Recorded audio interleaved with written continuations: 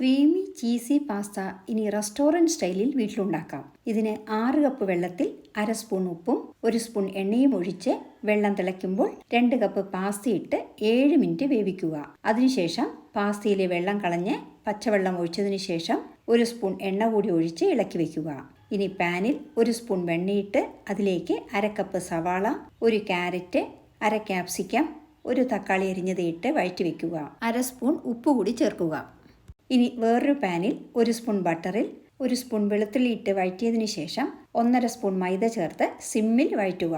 ഇനി 1 കപ്പ് തണുത്ത പാല് കുറേശ്ശെയായി ചേർത്ത് കട്ടയില്ലാതെ യോജിപ്പിക്കുക. ഇനി 1 സ്പൂൺ കുരുമുളക് പൊടിയും 1 സ്പൂൺ ചില്ലി ഫ്ലേക്സും 1/2 സ്പൂൺ ഒറിഗാനോയും 1/2 സ്പൂൺ ഉപ്പും ചേർത്ത് കുറുക്കുക. ഇനി ഇതിലേക്ക് 3 കപ്പ് വേവിച്ച പാസ്തയും വഴറ്റിയ പച്ചക്കറികളും 1 സ്ലൈസ് ചീസും ചേർത്ത് വഴറ്റുക. ഇനി 1 സ്പൂൺ കുരുമുളക് പൊടിയും മല്ലിയിലയും ചേർത്ത് വാങ്ങി ചൂടോടെ കഴിക്കുക. Creamy cheesy pasta in white sauce ready. Video ഇഷ്ടമായാൽ സബ്സ്ക്രൈബ് ചെയ്യാനും ഷെയർ ചെയ്യാനും മറക്കരുതേ. Thank you for watching and supporting.